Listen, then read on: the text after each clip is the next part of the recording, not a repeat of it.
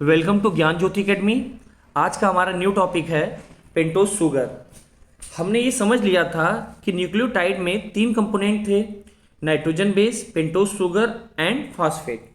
उसमें से nitrogen base के पॉइंट हमने समझ लिए थे कि प्यूरिन की क्या बातें हैं और पिरिमिडिन की क्या बातें हैं, इनमें स्ट्रक्चर में इनके स्ट्रक्चर में क्या डिफरेंस है, क्या खासियत है, ये सब हम लोगों ने प्रीवियस क्लास में पढ़ लिया था। अब हम समझते हैं अगला कंपोनेंट जिसको हम कहते हैं पेंटोज शुगर। क्या कहते हैं? Pentose sugar. ठीक।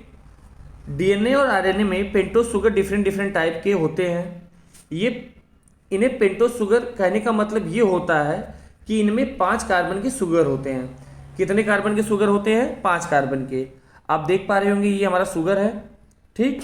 इसमें कार्बन नंबर 1, 2, 3, 4, 5। इसको ध्यान से समझ लीजिए, बार बार स्ट्रक्चर में मैं नहीं समझाऊंगा क्योंकि फिर कुछ ज़्यादा कॉम्प्लिकेट हो जाएगा स्ट्रक्चर।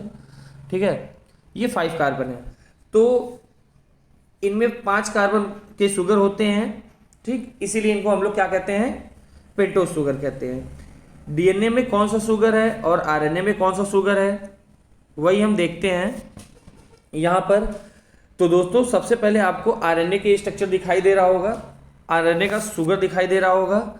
ये आरएनए है, ये भी देख लीजिए आप लोग, ये आरएनए का शुगर है और ये डीएनए का शुगर है। ठीक। चलिए, तो सबसे पहले आप लोग को क्या दिखाई दे रहा है? यहाँ आरएनए का शुगर। यहाँ पर राइबोज शुगर है आरएनए में, यहाँ पर राइबोज शुगर है जिनमें कार्बन 1, 2, 3, 4, 5 कार्बन है, जो कि आपको यहाँ मैं दिखा चुका हूँ पहले ही। तो यहाँ पर ऐसे टोटल 5 कार्बन आपको दिखाई दे रहे हैं। 5 कार्बन है, इसीलिए तो इनको नाम दिया गया पेंटोज शुगर। ये जो पेंटोज शुगर हैं इनका नाम दिया जाता है क्या? राइबोज। ये जो 5 कार्बन पेंटोज शुगर है इनका नाम क्या दिया जाता है? राइबोज। ये मिलते हैं आरएनए के अंदर। इवन आरएनए का जो फुल फॉर्म है वो इस शुगर के बेसिस पे दिया जाता है। आप लोग जानते हैं आरएनए का full form ribo nucleic acid. ठीक। क्या फुल फॉर्म है? Ribo nucleic acid. ध्यान से सुनिएगा, राइबो। तो ये राइबो जो नाम पड़ा है कहाँ से पड़ा है? राइबोज से। तो आरएनए के फुल फॉर्म में भी राइबोज आता है। तो राइबो न्यूक्लिक एसिड इसलिए कहते हैं क्योंकि इनमें राइबोज शुगर प्रेजेंट होते हैं। क्लियर। अब हम बात करते हैं डीएनए का। तो सेकंड स्ट्रक्चर जो है डीएनए का, स्ट्रक्चर को ध्यान से देखते रहिएगा क्योंकि ज़्यादा कुछ इसमें पढ़ना नहीं है, बस इतना ही आपको ये समझ लेंगे ना तो एग्जाम में यहाँ से जो भी क्वेश्चन आएंगे आपको आप सॉल्व कर सकते हैं। तो अब हम बात करते हैं डीएनए के शुगर की। डीएनए में जो शुगर मिलते हैं उनका नाम डीऑक्सीराइबोज है। क्यों इसका नाम डीऑक्सीराइबोज पड़ा, अभी आगे बात करते हैं। तो इनका नाम डीऑक्सीराइबोज है। तो आप देख पा रहे होंगे यहाँ कि जैसे यहाँ 5 कार्बन थे, 2, 3, 4, 5, मैं बार बार नंबरिंग कर रहा हूँ, आप समझिएगा। तो वैसे ही यहाँ भी 5 कार्बन है। ठीक है, 4, 5। ठीक है। तो यहाँ भी 5 कार्बन, टोटल कितने कार्बन है? 5 कार्बन है। तो इसको भी हम लोग क्या कहेंगे? Pentose sugar. ये स्ट्रक्चर बिल्कुल ही राइबोज जैसा आपको दिख रहा होगा, दोनों में सिमिलरिटी दिख रही होगी, लेकिन इनमें एक डिफरेंस दिखाई दे रहा होगा आपको। आप जरा खुद स्ट्रक्चर को ध्यान से देखिए और सोचिए कि इनमें क्या डिफरेंस है। आपको इनमें क्या डिफरेंस दिखाई दे रहा है, तो सोचिए। ठीक है। आप जब दोनों के स्ट्रक्चर को कंपेयर कर रहे होंगे तो आपको पता चल रहा होगा कि सेकेंड पोजीशन पे, यहाँ सेकेंड पोजीशन पे, ठीक है, आप जब कंपेयर करें, ध्यान से देखिए इसको, स्ट्रक्चर को, तो आपको दिख रहा होगा जो कार्बन सेकेंड पर राइबोज में OH दिख रहा होगा आपको, कार्बन सेकेंड पे आरएनए में OH दिख रहा होगा, पर डीऑक्सीराइबोज में कार्बन सेकेंड पे आपको क्या दिख रहा होगा? H दिख रहा होगा। कंपेयर करते रहिए, देखिए ध्यान से स्ट्रक्चर देखिए, बस ज़्यादा कुछ इसमें है ही नहीं, थोड़े बहुत पॉइंट हैं जो अच्छे से समझ लीजिए आप। ठीक है।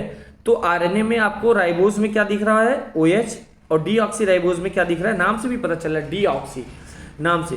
तो सेकंड नंबर पे डीऑक्सीराइबोज में क्या है? सेकंड कार्बन पे H दिख रहा है। बाकी सब कुछ सेम है इन दोनों के स्ट्रक्चर में, डीएनए में एक ऑक्सीजन अब्सेंट है, मतलब आरएनए में कार्बन सेकेंड पर ऑक्सीजन प्रेजेंट है।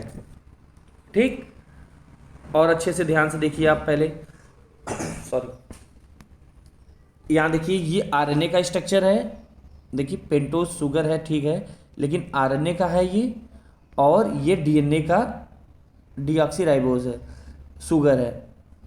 अब डीएनए में क्या प्रेजेंट है? हाइड्रोजन, और क्या अब्सेंट है? ऑक्सीजन, और यहाँ आरएनए में ऑक्सीजन कार्बन सेकेंड पे प्रेजेंट है। इतनी बात हम लोगों ने की और उम्मीद करता हूँ आपको समझ में आ गया होगा। अब बात करते हैं कि डीएनए में ऑक्सीजन डिफिशियंसी है, इसलिए लिखा गया है डीऑक्सीराइबोज। ठीक है, डीएनए में ऑक्सीजन की डिफिशियंसी, इसीलिए क्या लिखा गया उसे? डीऑक्सीराइबोज। और ये डीऑक्सीराइबोज मिलती है डीएनए में। आरएनए और डीएनए में एक बेसिक डिफरेंस इसके शुगर के बेसिस पर आता है। अब आप लोग यहाँ से समझ चुके होंगे कि आरएनए और डीएनए में अगर बेसिक डिफरेंस की बात किया जाए तो एक इनके शुगर में एक बेसिक डिफरेंस ये भी है कि इसमें ऑक्सीजन प्रेजेंट होते हैं, डीएनए में अब्सेंट होते हैं। ठीक, आरएनए में ऑक्सीजन प्रेजेंट है कार्बन सेकेंड पोजीशन पे शुगर के, और यहाँ अब्सेंट है। अच्छा, शुगर यहाँ पे कौन सी होती है, ये बातें आपको ध्यान रखनी है। अब सबसे मेन पॉइंट यहाँ पर अगर हम आरएनए की बात करें तो बच्चों आप देख पा रहे होंगे कि यहाँ ऑक्सीजन प्रेजेंट है आरएनए में और डीएनए में ऑक्सीजन प्रेजेंट अब्सेंट है। अब ये चीज़ मैं आपको थोड़ा सा छोटा करके पूरा दिखाता हूँ कंप्लीट स्ट्रक्चर। हाँ, ये देखिए आप, अब आप पूरा ये समझ जाएंगे कि जेनेटिक मटेरियल क्यों कहा जाता है, क्या है। ठीक है, तो सबसे मेन बात यहाँ पर अगर हम आरएनए की बात करें तो आरएनए में यहाँ पर ऑक्सीजन प्रेजेंट है। केमिस्ट्री में आप लोगों ने पढ़ा होगा कि ऑक्सीजन पर लोन पेयर इलेक्ट्रॉन होते हैं। ऑक्सीजन पे क्या होते हैं? लोन पेयर इलेक्ट्रॉन, जो कि यहाँ मैंने दिखा रखा है। लोन पेयर होने की वजह से यहाँ पर इनकी रिएक्टिविटी ज़्यादा होती है। किसकी? राइबोज शुगर मतलब आरएनए। ठीक, इनकी रिएक्टिविटी क्या हो जाएगी? ज़्यादा हो जाएगी। किसकी वजह से? ऑक्सीजन पे लोन पेयर प्रेजेंट होने की वजह से इनकी रिएक्टिविटी ज़्यादा हो जाएगी। यानी यहाँ पर ऑक्सीजन प्रेजेंट है तो मोर रिएक्टिव होगा। और केमिस्ट्री में एक बात और सिखाई जाती है कि जो रिएक्टिव ज़्यादा होगा उसकी स्टेबिलिटी उतनी ही कम होती है। मेरी बात को ध्यान से समझिएगा, आप लोग ध्यान से सुनिए। आरएनए में पेंटोज शुगर जो है, आरएनए के न्यूक्लियोटाइड में पेंटोज शुगर, मैं एकदम स्टेप बाय स्टेप चल रहा हूँ। न्यूक्लियोटाइड में पेंटोज शुगर जो सेकेंड कंपोनेंट है उसमें कार्बन सेकेंड पे ऑक्सीजन प्रेजेंट है।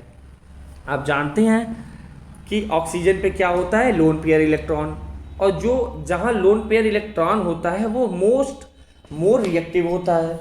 और आपने केमिस्ट्री में एक बात और सीखी होगी कि जो रिएक्टिव ज़्यादा होगा उसकी स्टेबिलिटी उतनी ही कम होगी। यानी रिएक्टिविटी और स्टेबिलिटी एक दूसरे के इन्वर्स होते हैं। ठीक, इन्वर्स होते हैं। तो मोर रिएक्टिव लेस स्टेबल, यानी कि हम कह सकते हैं कि आरएनए की स्टेबिलिटी कम होती है क्योंकि उसमें राइबोज शुगर पे होता है क्या? उसमें क्या होता है? Ribose sugar. और राइबोज शुगर में ऐसा क्या है जिससे इसकी स्टेबिलिटी कम हुई?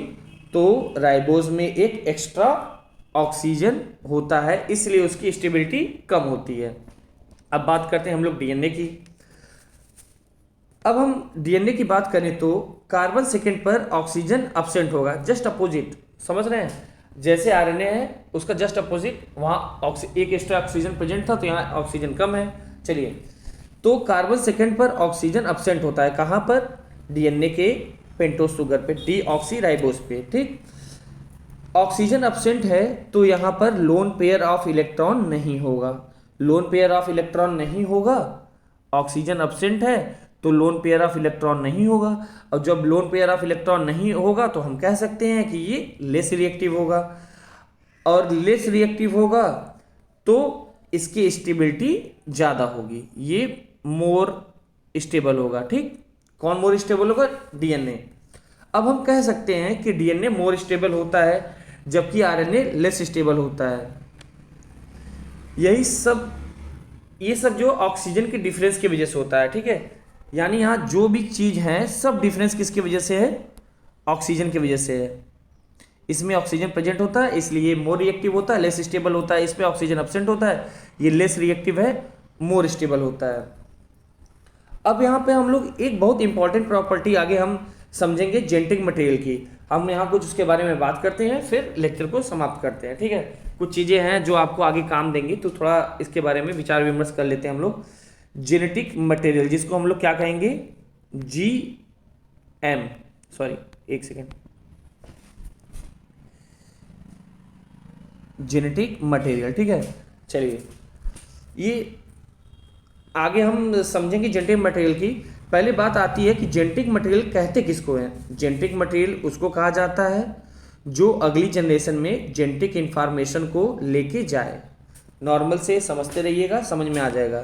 तो मैंने क्या बोला, जेनेटिक मटेरियल किसको कहते हैं, जेनेटिक मटेरियल उसको कहा जाता है जो अगली जनरेशन में जेनेटिक इंफॉर्मेशन को लेके जाए, मतलब पेरेंट के इंफॉर्मेशन को बच्चों में ट्रांसफर करने वाला मटेरियल जेनेटिक मटेरियल होगा। ठीक, जो अगली जनरेशन में इंफॉर्मेशन ले जाए।